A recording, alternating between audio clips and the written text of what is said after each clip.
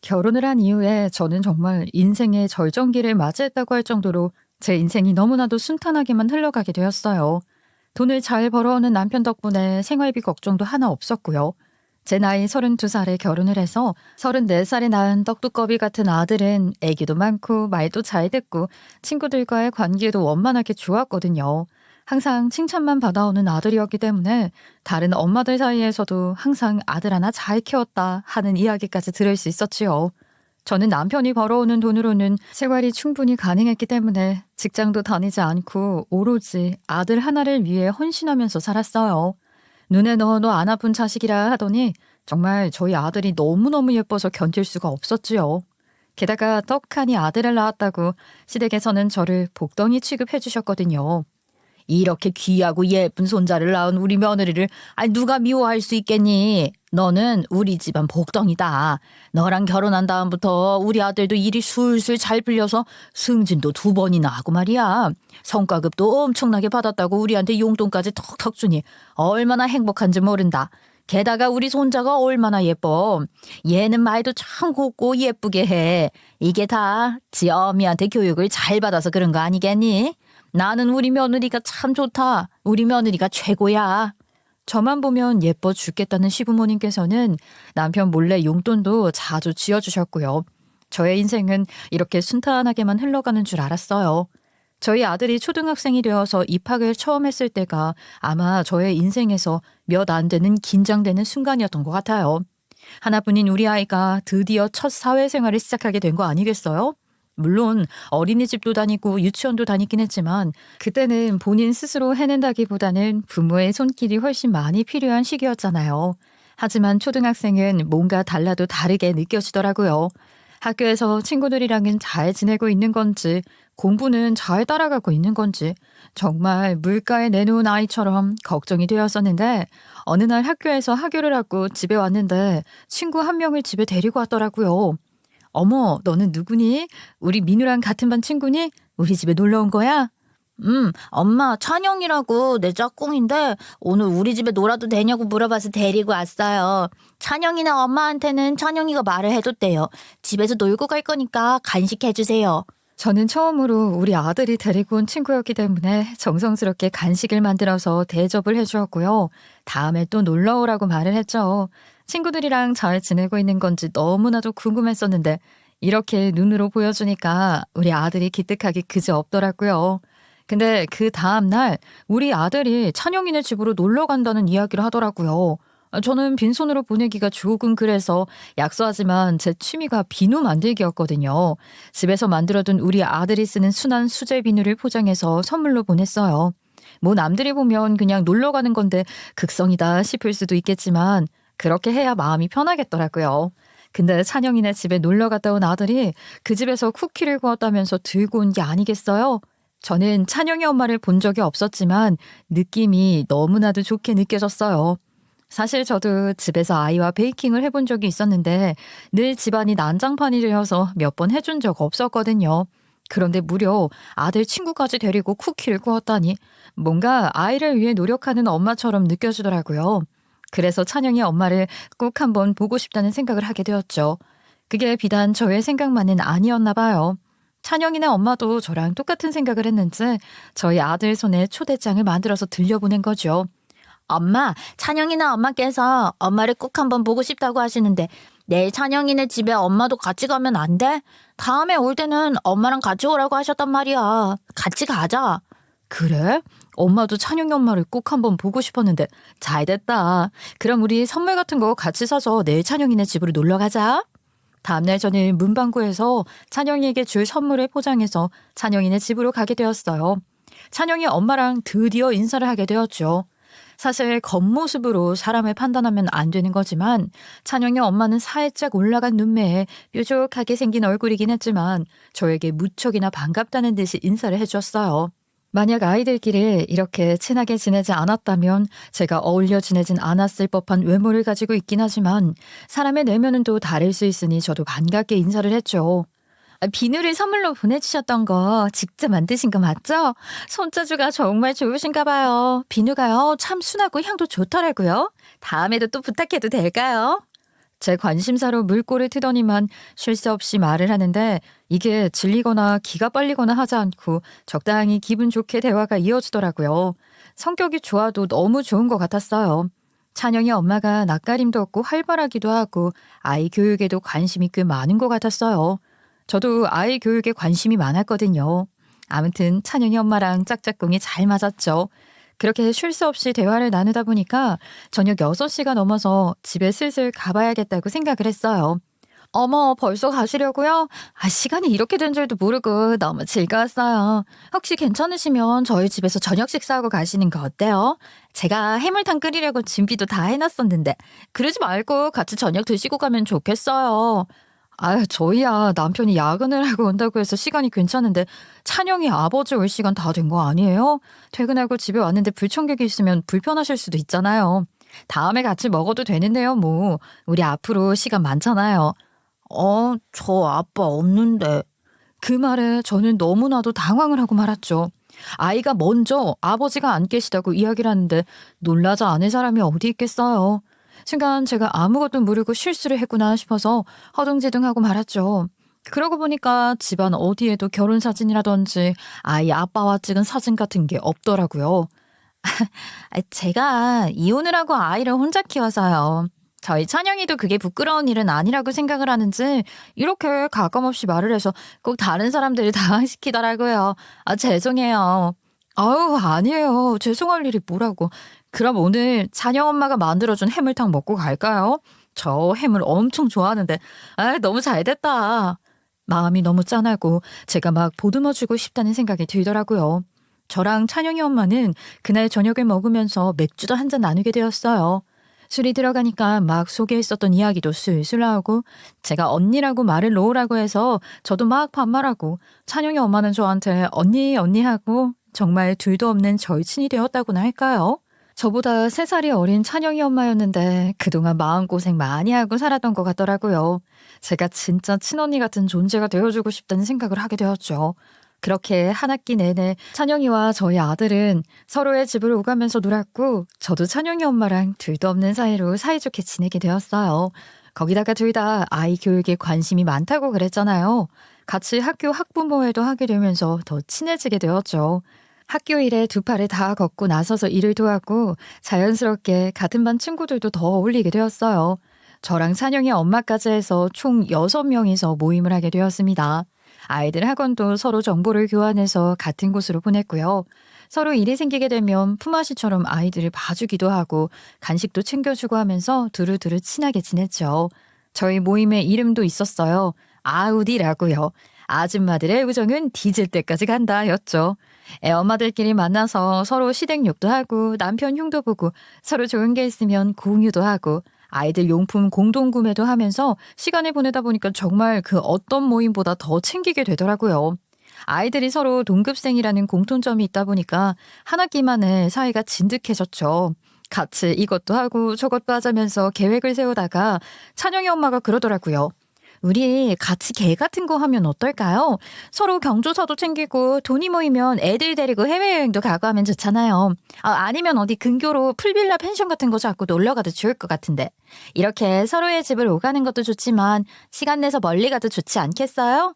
어머, 너무 좋은 것 같다.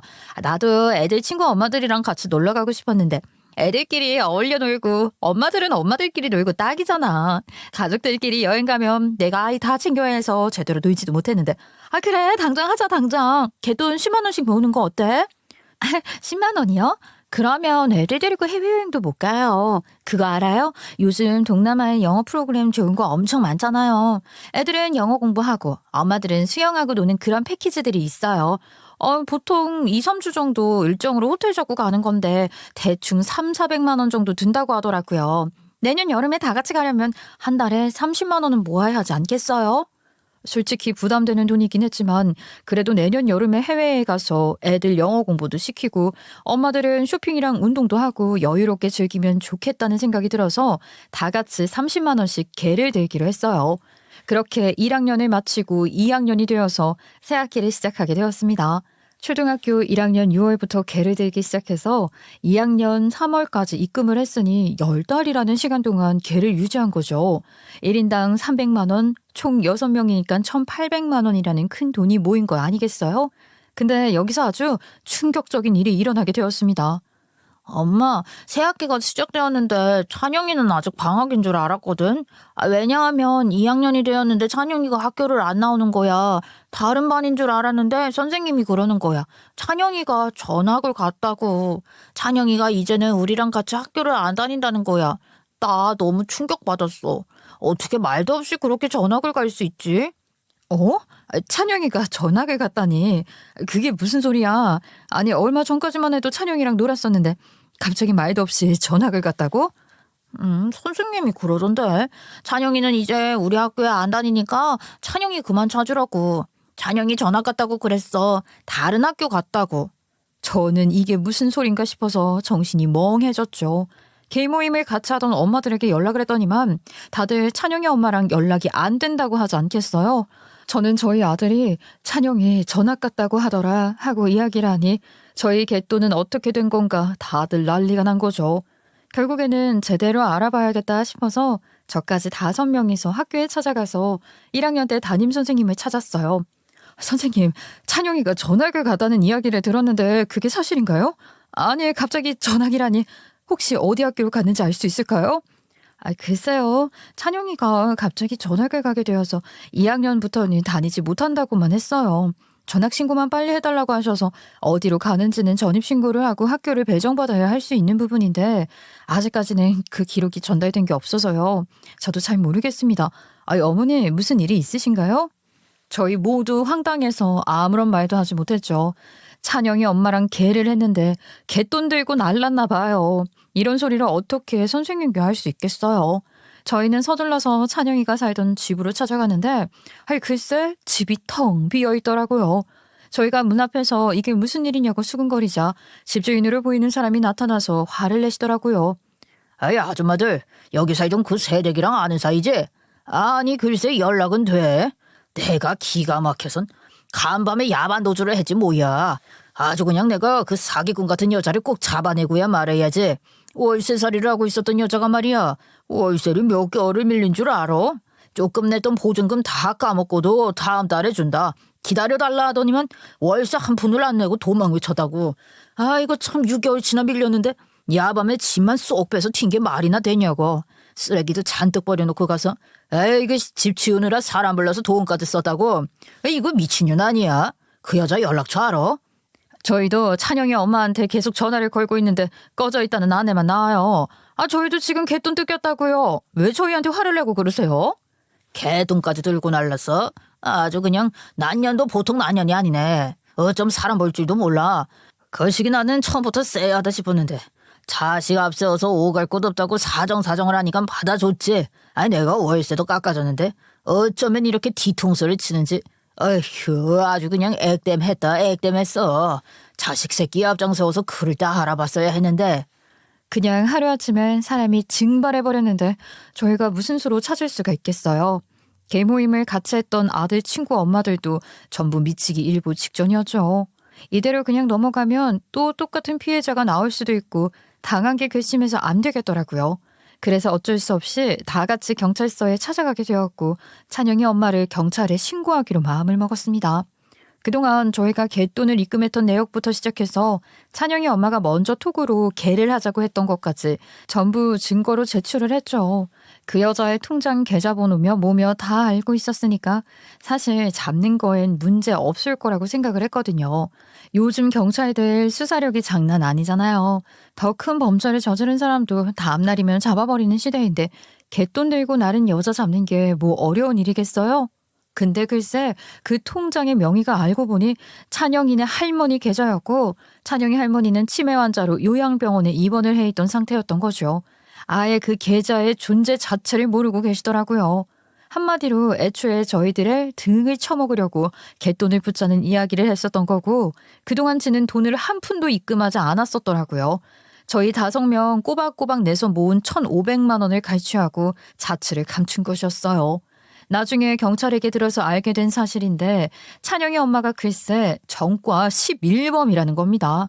사기, 갈치 이런 혐의로만 전과 11범이라니. 거기다가 감방도 몇 번이나 다녀왔었다고 하더라고요. 찬영이 낳고도 한 번 갔다 왔었다고 하니까 우리 모두 입을 떡 벌렸죠. 속아도 제대로 속은 거 아니겠어요? 미치고 펄쩍 뛸 지경이었어요. 그런 범죄자인 줄도 모르고 그동안 찬영이 엄마 사람 너무 좋지 하면서 어울렸다는 게 말이나 되는 소리냐고요. 정말 너무나도 큰 충격이었어요. 그 말 말고는 다른 말로 설명을 할 수 없다니까요. 저를 비롯한 다른 엄마들 또한 정신이 나가버리고 말았습니다. 1인당 300만 원. 그게 솔직히 적은 돈은 아니잖아요. 아니, 물론 뭐 사기 맞았다 치고 훌훌 털어버릴 수 있는 돈이라고 생각을 할 수도 있겠지만 사람 마음이라는 게 돈 10,000원을 손해봐도 두고두고 남지 않겠어요? 게다가 각자 집에 가서 남편들에게 갯돈 뜯겼다고 말을 해야 하는데 얼마나 쪽팔리겠어요. 경찰에 신고도 했겠다. 분명히 추가 조사도 있을 거고 찬영이 엄마에 대한 소식이 나오면 연락이 올 텐데 자연스럽게 남편들도 알지 않겠어요? 남편들 반응도 각양각색이었더라고요. 아이, 우리 남편은 글쎄 잘했다 잘했어 하면서 어쩔 거냐고, 어떻게 사람 볼 줄 몰라서 그 돈을 뜯기냐고 잔소리를 엄청 하대요. 아니, 누구는 뭐 이렇게 될 줄 알았나. 가뜩이나 속상해 죽겠는데 편을 들어주지는 않고. 아니, 우리 남편은 바로 시댁에다가 고자질하던데요. 오죽하면 시어머니가 전화해서는 마음고생한다고 훌훌 털어버리라고, 이미 뜯긴 돈인데 어쩌냐고 하시는데 그렇게 시어머니 꼴 보기 싫어서 욕을 했던 게 죄송스럽더라니까요. 남편이 아니라 남의 편이야 아주. 아유, 나한테는 빨리 경찰에 고발하라고 난리도 아니었어요. 이미 신고하고 왔다니까 진득하게 기다리라는데 속에서 천불이 터져서 원. 민우네는 별말 없었어요? 별말 없을 리가 있나요? 그렇게 사람 보는 눈이 없어서야 앞으로 어떻게 인생을 살아갈 거냐고 하더라고요. 그럼 범죄자 아들놈이랑 우리 민우랑 친구로 지내게 만들었냐면서 여편네 잘하는 짓이 없다고 하는데 남편의 그 질책 한마디가 돈 300만 원 뜯긴 것보다 더 쓰라린 거 있죠. 게다가 우리 남편 놈도 시댁에까지 이야기를 했더라고요. 아유, 그래도 민우네 집은 시어머니가 민우 엄마 엄청 이뻐한다고 하지 않았어요? 사기 맞았다고 하니까 바보 같다고 하시던데요. 글쎄 남편 놈이 저한테 용돈도 주지 말라고 괜히 아들 학교 동급생 친구 엄마랑 친해져서는 갯돈에 붙네 어쩌네 하다가 사기 맞았다고. 아, 근데 그 여자가 전과 11범이더라 하면서요. 시어머니께서 글쎄 전과 11범에 놀라셔서는 어떻게 그런 것도 모를 수가 있냐고. 아휴, 범죄자랑 어울렸다는 게 쪽팔리지도 않냐고 상처에 소금을 뿌리면서 말을 하는데 서로와도 너무 서럽더라고요. 진짜 남편들이라는 게 위로는 못해줄 망정 채찍질을 하다니 미치겠어요. 거기다가 저를 그렇게 아낀다는 우리 시어머니는 우리 아들이 범죄자 자식이랑 어울려 놀았다는 사실에 분노를 하셨죠. 저한테 그것도 모르고 둘이 짝꿍이랍시고 절친을 먹게 만들어놨냐고 아주 그냥 그동안 한 번도 하지 않으셨던 잔소리를 퍼부으셨어요. 범죄자한테 우리 민우가 물들었으면 어쩔 거냐고 난리를 치시는데 진짜 쥐구멍에 숨고 싶은 심정이었죠. 사람 하나 제대로 못 알아본 탓에 쪽팔려 죽겠고요. 우리 남편놈은 아주 동네방네 소문낼 생각인 건지 뭔지 우리 친정에 가서도 친정엄마께 그 이야기를 하더라니까요. 우리 친정 부모님께서 무슨 말을 하시겠어요. 남편에게 우리가 딸을 잘못 키운 탓이다 하시는데 진짜 눈물이 핑 돌 것 같더라고요. 속이 상해서 저는 그때부터 이를 갈고 또 갈기 시작했어요. 이 망할 년 제가 무조건 무슨 수를 써서라도 잡아버리겠다. 어떻게든 잡아서 우리 집 사람들에게 당당해질 테다 하고 말이죠. 그때부터 저는 매일같이 경찰서에 들락날락하면서 새로운 소식은 없는지 수사관이 뭐 알아낸 게 있는지 없는지 찾아보기 시작했어요. 거기다가 그년이 활동했던 맘카페 같은 것도 뒤져보고 진짜 찾을 수 있는 모든 기록을 찾아보려고 엄청나게 애를 썼습니다. 근데 제가 그년을 잡는 것에 정신이 나가도 너무 나간 거죠. 정말 그렇게까지 목을 매달았으면 안 되는 것이었는데 아들이 학원 갔다 와서 배고프다고 하는데도 찬영이 엄마 소식 찾느라고 애 간식도 안 주고 막 밥 시간도 놓치고 숙제 검사도 안 하고 그렇게 정신을 빼놓고 살아버렸어요. 당신 민우 숙제 안 챙겼어? 어제는 준비물을 빼놓고 가서 수업 시간에 그냥 아무것도 못했다고 하더니만 도대체 정신을 어디다가 두고 사는 거야? 아직도 그 찬영이 엄마인지 뭔지한테 매달리는 거야? 아, 진짜 정신 나간 사람처럼 보이니까 작작 좀 해. 아, 내가 알아서 한다니까. 나는 찬영이 엄마 그냥 꼭 잡아야겠으니까. 내가 다 알아서 챙길 거야. 그러니까 잔소리 그만해. 챙기는 게 하나도 없으니까 이러는 거 아니야? 당신이 민우 챙기면서 경찰서 들락날락하고 있으면 말을 안 해. 그것도 아니잖아.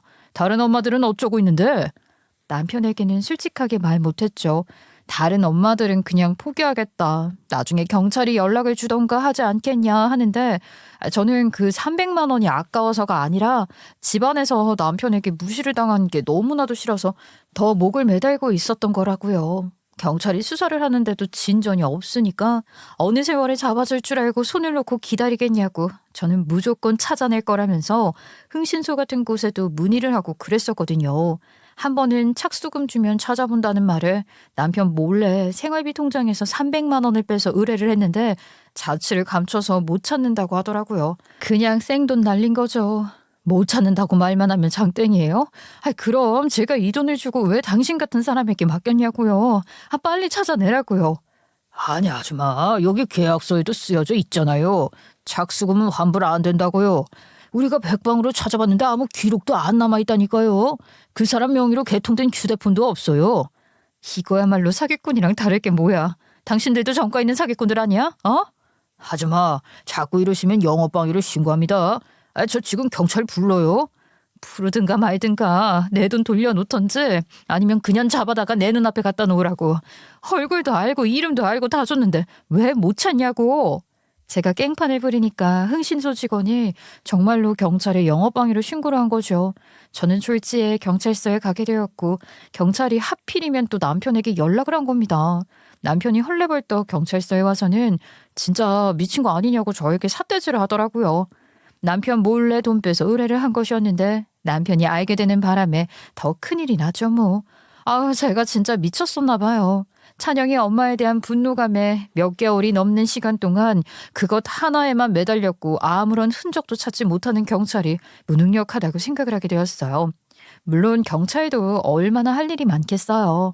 강력범죄가 넘치는 세상에 고작 그 사기꾼 자범인데 중요한 사항도 아니니까 뭐 그런 거겠지만 아무튼 제가 너무 목을 매달고 있으니 남편은 더 이상 그 꼬락서니 못 봐주겠다고 제발 그만하라고 저를 말리고 핀잔을 줬는데 그럴 때마다 저는 더 의지에 불타버렸어요. 찬영이 엄마만 잡으면 이 모든 무시와 멸시가 끝날 것 같았거든요. 그러던 어느 날 아이가 학교를 다녀온 다음에 학원에 가기 전에 잠시 집에 들렀는데 배가 계속 아프다고 하는 거예요. 제가 그때도 찬영이 엄마 흔적 찾는다고 바빴거든요. 휴대폰을 보면서 그년이 어디 남긴 흔적이 있나 없나 막 찾아보고 있는데 아들이 옆에서 계속 배가 아프다고 하니까 저도 좀 신경질적으로 말을 했죠. 배가 아파? 그럼 약 먹어. 아니면 똥을 싸. 골고루 안 먹고 매번 군것질만 하니까 그렇게 배가 아프지. 화장실에 들어가 앉아 있어봐. 진짜로 배가 너무 아프단 말이야. 배가 막 쥐어짜는 것처럼 아파. 엄마, 나 아파. 아들이 배가 아프다고 옆에 들러붙어서 막 우는 거예요. 가뜩이나 찬영이 엄마에 대한 흔적을 찾는다고 심혈을 기울이고 있는데 울기까지 하니까 더 짜증이 났어요. 저도 모르게 아프다는 아이를 달래줄 생각도 하지 않고 소리를 질렀죠. 배가 아프면 약을 먹으라니까. 저기 서랍에 보면 배 아플 때 먹는 시럽 있잖아. 그거 먹고 똥 싸면 낫는다고. 그 순간 수사관에게서 전화가 온 것입니다. 찬영이 엄마의 흔적을 찾은 것 같으니까 체크를 조금 해달라고 경찰서에 와줄 수 있냐고 물어보시더라고요. 사진으로 제보가 도착을 했는데 본인은 찬영이 엄마의 얼굴을 모르니까 저에게 확인을 해달라고 하더라고요. 저는 드디어 몇 개월 만에 찬영이 엄마에 대한 꼬리가 잡힌 것이라 생각을 하고는 당장 찾아가겠다고 말을 했죠. 아이는 배가 아프다고 떼굴떼굴 구르고 있는데 저는요 딱 봐도 학원 가기 싫어서 꾀병을 부리는 것 같아 보이더라고요. 엄마 지금 나가봐야 하니까 얼른 약 먹고 학원부터 가. 오늘도 학원 가서 수업 시간에 딴짓하고 그러면 정말 화낼 줄 알아. 얼른 가. 그렇게 경찰서로 바로 달려가서 사진을 확인했는데 뭔가 느낌 자체는 닮은 사람이긴 했지만 찬영이 엄마는 아니었어요. 게다가 경찰이 추가적으로 확인을 한 결과 아이도 없다고 하더라고요. 찬영이라는 존재가 떡하니 있는데 아이가 없다고 하면 찬영이 엄마는 아니지 않겠어요? 저는 김이 쭉 빠졌죠. 터덜터덜한 발걸음으로 집에 돌아왔는데 집이 조용하더라고요. 아이가 학원에 갔나 보다 했는데 글쎄 화장실 문이 열려 있더라고요. 뭐지 하고 가보니까 저희 아들이 화장실 바닥에 쓰러져 있는 거예요.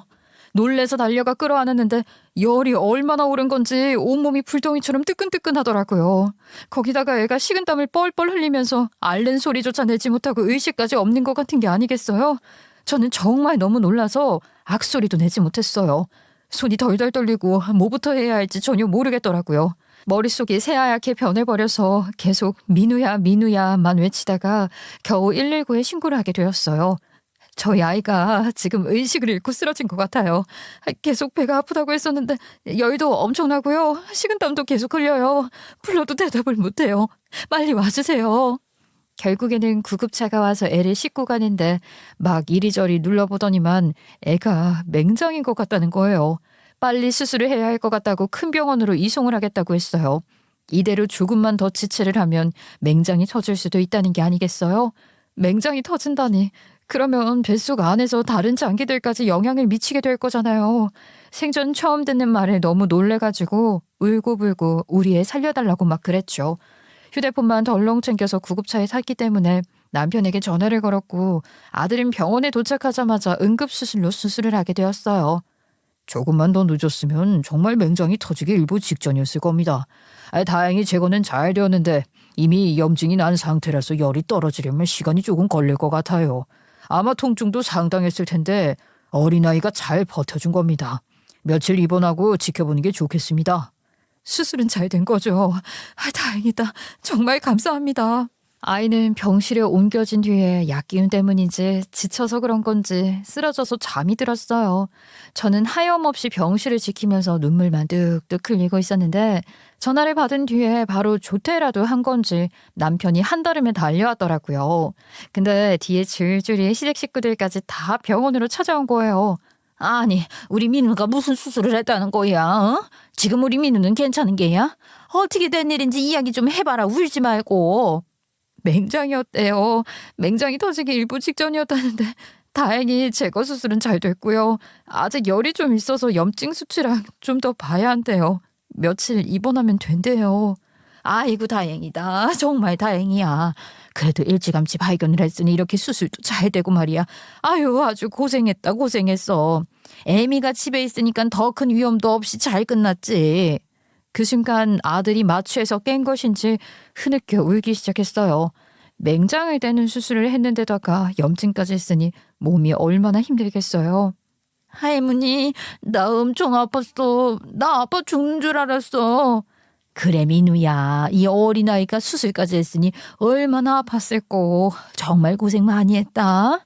이제는 아픈 거 다 끝났으니까 잠 잘 자고 푹 쉬면 돼. 그래도 일찍 발견해서 수술했으니 얼마나 다행이냐. 네 엄마가 옆에서 내내 지키고 있었으니까 이렇게 더 큰일로 번지지 않고 수술도 잘 마친 게야. 엄마가 있긴 뭐가 있어. 엄마 없었어. 학교에 다녀오자마자 엄청 아파서 계속 아프다고 했는데 엄마가 들은 척도 안 하고 약 먹고 학원이나 가라고 그랬단 말이야. 엄마가 나가야 된다고 나한테 약 먹으랬어. 뭐라고? 이게 다 무슨 소리야? 아파 죽는 줄 알았단 말이야. 엄마가 약 먹고 똥이나 싸라고 그래서 약 먹고 똥 싸러 화장실 갔다가 쓰러졌어. 기억이 하나도 안 나. 그냥 엄청 아팠어. 엄마도 없고 너무 무서웠다고. 아니 이게 뭔 말이냐? 애민이가 정신이 있는 게야 없는 게야? 지금 배가 아프다고 떼굴떼굴 굴러다는 애를 두고 어디를 갔다 왔다는 게야? 어? 당신 또 그 찬영이 엄마인지 누군지 걔 찾는다고 나가다 왔지? 얘가 아파 죽겠다는데 그 여자 찾으러 나갈 정신 있어? 아, 내가 진짜 답답해 미치겠다. 그만하라고 했잖아. 제발 그만 좀 하라고. 그깟 300만 원 내가 생활비를 안 주는 것도 아닌데 왜 그러냐고. 아니 어떻게 지 아들이 맹장이라는데 아파 죽겠다는데 그 여자를 찾겠다고 애를 버리고 나가. 내가 당신 같은 인간이랑 같이 살아야겠어? 나 더 이상은 이렇게 못 살겠다. 아니 어떻게 아픈 아들을 버려두고. 내가 진짜 기가 막혀서. 아들은 엉엉 울고 있지. 남편은 화를 내지. 시어머니는 저를 벌레 보듯 바라보고 있지. 저는 대역죄인이 되어서 아무런 말도 하지 못했어요. 남편은 그 자리에서 저랑은 더 이상 못 살겠다고 도장을 찍자고 하더라고요. 아이가 회복을 하고 나면 바로 가정법원에 가서 이혼 소장을 접수하자고 했습니다. 저는 깜짝 놀라서 이혼은 죽어도 못하겠다고 말을 했는데 남편은 강경하게 소송이라도 하겠다고 저랑 더 이상 이렇게 사는 의미가 없다고 딱 잘라서 말을 했어요. 당연히 이 사실을 알게 된 시댁 식구들 또한 가만히 있지 않았고 당장 짐 싸서 나가라고 이혼하라고 했죠. 저는 결국 이혼 도장을 찍을 수밖에 없었어요. 거기다가 아이에 대한 양육권까지 모조리 다 빼앗기고 말았습니다. 결국 저는 찬영이 엄마를 쫓다가 가족도 잃고 시간도 잃고 돈도 다 잃어버린 상태로 지방에 있는 친정으로 가게 되었어요. 정말 살아있는 듯 죽어있는 것 같다는 착각이 들더라고요. 제 나이 42살에 이렇다 할 경력조차 없는 제가 뭘 해야 할지 막막했습니다. 결국에는 아무것도 하지 않고 손을 놓고 2년이라는 시간을 보내게 되었고 한 달에 한 번 아이와 면접 교섭권이 있어 만나긴 했지만 아이는 그날의 기억이 생생한 채 저에게 마음을 열어주지 않았어요. 나도 민우를 진심으로 사랑해 줄 수 있는 여자를 만나 재혼했어. 재혼한 지 얼마 되지 않아서 지금은 본인이 민우랑 더 시간을 보냈으면 좋겠다는 말을 하더라.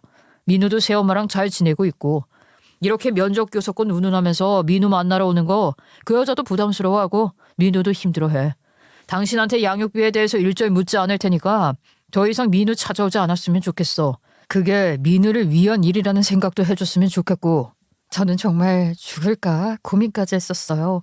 보다 못한 친정엄마가 아무도 모르는 곳에 가서 혼자 살면서 마음을 다잡으라고 저를 내쫓아냈고 저는 결국 경남에 있는 촌이지만 나름 대형 마트도 있는 곳으로 이사를 가게 되었습니다. 그곳에서 45살을 맞이했고 저는 다시 한번 마음을 다잡기로 결심을 했어요. 이렇게 산다고 해서 저에게 주어지는 것이 아무것도 없었으니까요. 그래서 뭐라도 하나 배워보자라는 심산으로 주민센터를 찾아가니까 이곳은 촌마을이라서 주민센터에서 운영하는 문화체험 같은 게 있다는 거예요. 한마디로 마트 문화센터처럼 3개월 단위로 무언가를 배울 수 있는 것이었어요. 십자수도 있고 한글 공부도 있고 어른들의 마침 공부들이 있었는데 그중에 꽃꽂이가 있더라고요. 제가 워낙 손재주가 좋아서 비누를 만들기도 하고 했었으니까 꽃꽂이를 배워보고 싶은 마음에 등록을 했어요. 매주 수요일마다 주민센터에 가서 꽃꽂이를 배웠는데 거기에 진짜 안 어울리는 사람 하나가 있는 거예요. 덩치가 큰 남자였어요. 왼쪽 눈 옆에는 엄청 큰 사마귀가 있는 남자였는데 생긴 건 어디 소도 때려잡게 생긴 사람이 꽃꽂이를 배우고 있으니 너무 이상하더라고요. 근데 뭔가를 배우는 데는 생긴 게 전혀 상관없으니까 저는 수업을 열심히 들었어요. 할머니들 사이에서 나름 40대인 저랑 그 남자는 젊은 편에 속했죠. 그러다 보니까 자연스럽게 둘이 대화를 더 많이 하게 됐고 아는 사람 하나 없는 곳에서 저는 사람의 온기가 참 그리웠나 봐요. 저의 가족을 잃었잖아요. 그것도 저희 한순간의 실수로 제 배로 나 평생을 사랑만 주며 키운 저희 아이도 잃고요. 그런 이야기를 하다 보니까 그 남자가 저한테 그러더라고요. 저도 와이프랑 이혼을 한 뒤에 아이 얼굴을 못 보게 된 지 벌써 10년이 지난 것 같네요. 아마 지금 우리 아이 얼굴을 보면 누군지 못 알아볼 것 같아요. 아이도 제가 아버지인 걸 못 알아보겠지만요.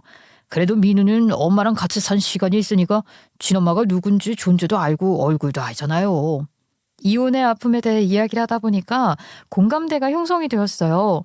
사람에게 받은 상처는 사람으로 치유하는 거라고 우리는 주민센터 꽃꽂이 수업이 끝이 나면 밥도 먹고 커피도 한잔하는 사이가 됐어요. 같이 수업을 듣는 할머니들은 젊은 남녀가 결혼도 안 했는데 보기 좋다면서 둘이 사귀어라 결혼해라 했고 우리는 그게 은근히 싫지 않았어요. 저도 남편에게서 받은 상처가 있었으니까 그래 이 나이에도 좋은 사람 만날 수 있다는 걸 증명해보자 싶었어요. 왜냐하면 그 남자가 정말 다정했거든요. 항상 제 이야기를 들어주고 깊게 저와 함께 고민을 나눠주는 사람이었기에 아는 사람 하나 없는 곳에서 너무나도 의지가 됐어요. 어떻게 보면 강제로 쫓기듯이 내려오게 된 곳이었지만 좋은 인연을 만나기 위한 발판이었나 싶더라고요. 우리는 연애를 시작한 지 1년이 지나서 결혼을 하자는 이야기가 나오게 되었어요. 제 나이 46살, 재혼을 하는 건 좋은데 결혼식을 다시 올릴 자신은 없더라고요. 뭐 잘한 게 있다고 결혼식까지 올리겠어요. 게다가 이 나이에 웨딩드레스 입는 것도 좀 주책 맞아 보일 것 같았고요. 그래서 우리는 충분히 상의를 한 후에 혼인서약과 혼인신고만 하고 양가에 인사를 드리고 살림을 합치기로 했어요. 그런데 막상 인사를 드리러 가려고 하니까 그이에게 가족이 하나도 없다고 하더라고요. 한마디로 재혼한 새 남편은 고아였기에 우리 집에만 인사를 드렸죠. 아이 갑자기 재혼을 하겠다고? 아이구야 결혼해서 그렇게 살아봐 놓고는 또 재혼을 하겠다는 말이 나와? 거기다가 무슨 산적같이 생긴 사람을 데리고 와선 결혼을 하겠다고. 예, 나는 영 생긴 게 마음에 안 드는데 네가 그렇게 좋다면 너 알아서 해라. 나는 그냥 신경 안 쓰고 살란다. 그렇게 저는 애매모호한 반대를 이겨내고 새 남편과 혼인신고를 하게 되었죠.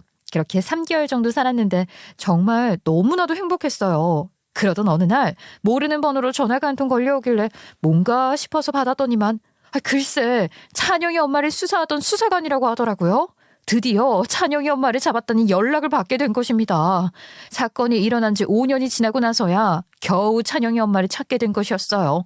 대구에 있는 경찰서에서 수사를 받고 있다고 했고 저는 경남 지역에 있었기 때문에 재혼한 남편을 쫄라서 차를 타고 대구까지 가게 되었어요. 아니, 꼭 나까지 같이 가야 하는 거야? 아니, 나는 그런 자리에 가는 거 은근히 무섭고 싫던데. 대구까지 가는 거 차로 가는 것보다 기차 타는 게 훨씬 빠를 텐데. 아니 나도 혼자 가기 싫단 말이야. 그러지 말고 같이 가자. 내가 그 어떤 것보다도 기다렸던 소식이니까 꼭 같이 가져왔으면 좋겠어. 이거야말로 드디어 과거를 전부 청산하고 새 출발을 할 수 있는 기회란 말이야. 응? 아이, 같이 가주라. 알겠어, 같이 가줄게. 이럴 줄 알았으면 미리미리 좀 씻을 걸 그랬다. 아이, 머리를 안 감아서 좀 그런데 모자 쓰고 가야겠네. 아, 그리고 오늘 미세먼지가 심하다고 그랬으니까 마스크도 하나 챙겨. 나도 마스크 쓰고 갈 거니까. 아이 어차피 차 타고 가서 바로 경찰서에 들어갈 건데 뭐 어디 나들이 가는 것도 아니고 아이, 빨리빨리 준비해서 가자. 새 남편은 결국 저랑 경찰서로 동행을 해주었고 드디어 저는 경찰에서 붙잡혀 있는 찬영이 엄마를 마주할 수 있었어요. 저를 보자마자 정말 아무렇지 않게 어제 만났던 사람처럼 언니 하고 부르는데 멱살을 잡고 싶다는 생각을 했죠. 아 언니 정말 오랜만이야. 나 보려고 서울에서 여기까지 내려온 거야? 언니? 야, 너라는 인간 때문에 내가 얼마나 큰 고통을 당했는지 알아?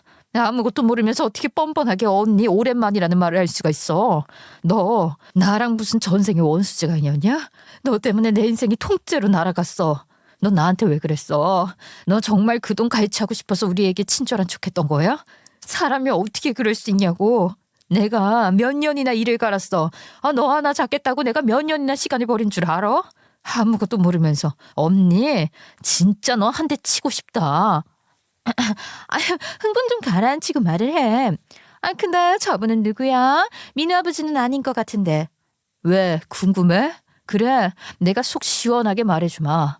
너 찾으라고 내가 민우한테 신경 하나 못 쓰고 정신을 딴 데 팔아먹어서 결국에는 이혼당했어. 내 새 남편이다. 왜? 그렇게 말을 하니까 찬영이 엄마도 궁금한 건지 제 새 남편의 얼굴을 유심히 보더라고요.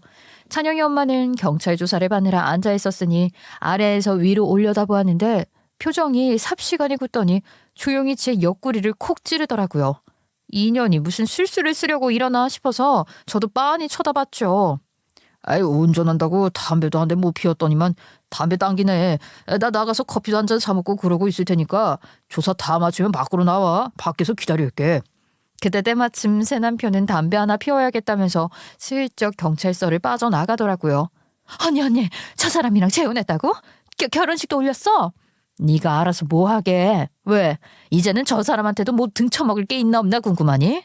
언니, 내가 진짜 사람 하나 살리는 거다. 내가 언니 도와줄 테니까 나랑 합의해줘. 언니까지 걸려 들어가면 나 진짜 이번에 최소 5년이야. 내가 진짜 어디서도 못 얻을 귀한 정보 줄 테니까 합의 좀 잘해주라. 나 이번에 잡혀 들어가면 우리 찬영이는 어떡해? 2년이 어디서 약을 팔어. 내가 그런다고 동정심에 그냥 넘어가 줄 것 같아? 이 사진 보면 마음이 달라질 텐데. 이거 봐봐. 이 사람 방금 전에 언니랑 재혼했다던 새 남편 맞지? 여기 서 있던 그 사람 말이야. 찬영이 엄마가 지갑에서 꼬깃꼬깃 구겨진 사진 한 장을 내밀더라고요. 눈 옆에 왕사마귀가 있고 생긴 게 딱 우리 새 남편인 거예요. 근데 말도 안 되게 배경이 글쎄 교도소 앞인 거예요. 아니 이게 무슨 일이야? 이게 뭐야? 하면서 사진을 빤히 들여다보고 있는데 새 남편 옆에 찬영이 엄마도 있는 거예요. 언니 진짜 순진하다. 저 인간 나보다 정가 많은 사람이야. 교도소 모임에서 알게 된 사람인데 언니는 모르지. 옥바라지 카페 같은 거 있는 거. 거기서 서로 정모 같은 것도 하고. 아무튼 출세하고 나면 서로 나쁜 짓 하려고 모이기도 하고. 아무튼 그런 게 있어. 거기서 알게 된 지인의 지인인데 교도소에서 나오고 나서 진짜 마지막이라고 이제 교도소 오지 말자고 손 털자고 다 같이 기념으로 찍었던 사진이야 이게. 거의 7년도 더 된 사진이라니까. 아니, 잠깐만. 나 지금 너무 황당해서 말이 안 나오네. 그럼 저 인간도 범죄자라고? 언니, 내가 왜 굳이 합의까지 들먹이면서 말하는 줄 알아? 저 인간은 어마무시한 인간이야. 자기 마누라 때려서 이혼한 건 둘째치고 제 엄마는 언니까지 4번일걸? 거기다가 사기에 갈치만 있는 게 아니라 폭행 전과도 엄청나게 많다고. 나보다 전과 훨씬 많은 사람이고 저 사람 마지막으로 교도소 간 게 사람 하나 골로 보내서 그럴걸. 빨리 도망쳐. 혼인신고 안 했으면 당장 짐 싸서 도망가라고. 지금도 경찰서 들어올 때 모자 칵 쓰고 얼굴 가리고 꺼려하는 거 보면 죄 지은 거 있나 본데. 전 그러면 경찰한테 확인 한번 해보던가. 저는 순간 너무나도 소름이 돋았어요. 저한테는 벌레 새끼 하나 못 죽이는 것처럼 행동했던 사람이 전과가 어마어마한 데다가 뭐 사람을 하나 골로 보냈다는데 어떻게 안 놀라고 버틸 수가 있겠어요. 저는 경찰에게 조심스럽게 이야기를 하고 남편의 혼인신고 작성 시 적어두었던 주민번호를 불러주었더니 경찰이 막 조회를 해보더라고요. 그러고는 아주 충격적인 말을 뱉었죠. 이 사람 지금 어디 있습니까? 조회를 해보니까 악질적인 인간인데 치명수배까지 내려져 있는 사람이라고요. 정말 재혼하신 남편분이 맞습니까? 네, 저랑 같이 경찰서에 왔어요. 아까 제 뒤에 서 있던 모자 쓰고 마스크 쓴 인간이 그 사람이에요. 이 앞에서 담배 피우고 있을 테니까 조사 끝나면 나오라고 했어요. 저 위험할 수도 있으니까 박 형사 나랑 같이 나가재. 수갑도 챙기고 혹시 모르니까 대저건도 챙겨. 저랑 같이 나간 형사가 새 남편의 팔을 바로잡았고 도망을 치려고 하는 그 인간에게 발을 걸어서 수갑을 채우더라고요. 무슨 법칙을 막 외우면서 변호사를 선임할 수 있고 어쩌고 하는데 정말로 기가 막혀서 입이 떡 벌어졌죠. 그 자리에서 새 남편의 모자가 벗겨지면서 수갑을 차게 되었고 저는 주저앉아버리고 말았어요. 놀란 마음 가라앉히고 다시 경찰서에 들어가니까 찬영이 엄마가 말을 걸더라고요. 언니, 내가 언니 돈 뜯어가고 마음고생 시킨 거 미안해. 그래도 언니가 나 많이 챙겨준 거 알아서 양심상 이야기해주는 거야. 아무튼 이걸로 우리 합의하는 거다. 진짜 몇 번의 뒤통수를 맞는 건지 어안이 벙벙해서 대꾸도 못하겠더라고요. 저는 새 남편을 유치장에 가둬놓고서 경찰서 근처에 있는 변호사 사무실에 뛰어들어갔죠. 이혼 소송을 할 수 있는지 제가 위자료를 받을 수 있는지 알아보았고 전과를 숨긴 지명 수배범이었기 때문에 가능하다는 이야기를 듣게 되었어요. 그 이후에 친정 부모님께 전화를 했고 어쩔 수 없이 친정의 도움을 받아서 현행범으로 잡혀 재판을 받게 된 새 남편에게 이혼 소송을 걸었습니다. 하지만 그걸로 부족하다 느낀 저는 경찰서에 바로 신변 보호를 요청했어요. 변호사랑 함께 이혼 소송에 대해 말을 하러 수감이 된 새 남편의 면회를 갔는데 글쎄 본색을 드러내더라고요. 야, 네가 나한테 이럴 수가 있냐? 에? 사랑하네 어쩌네 해놓고서 감히 나를 수배범이라고 찔러? 너 믿었는데 내가 아주 배신을 제대로 당했다. 내가 출소만 해봐라. 너부터 찾아갈 거야. 내가 너 찾아서 가만두지 않을 거라고, 복수할 거라고. 감히 나를? 아무리 지금 유치장에 갇혀있고 재판을 받아서 형을 받게 된다고 한들 언젠가는 출소를 할 사람이잖아요. 그러니까 너무 무서워서 신변보호 프로그램을 안내받게 되었죠. 저는 주민번호도 바꾸고 이름도 바꾸고 다 바꿔버렸어요. 그리고 바로 경남에 있는 모든 것을 정리하고 친정엄마가 사는 동네로 돌아가게 되었죠. 당연히 친정 부모님께 등짝을요 복날에 북업해듯이 맞았습니다. 어떻게 사람을 잘 알아보지도 않고 덥석 혼인신고부터 할 수가 있어. 이 모지라. 엄마가 애초에 생긴 것부터 마음에 안 든다고 말을 했었잖아.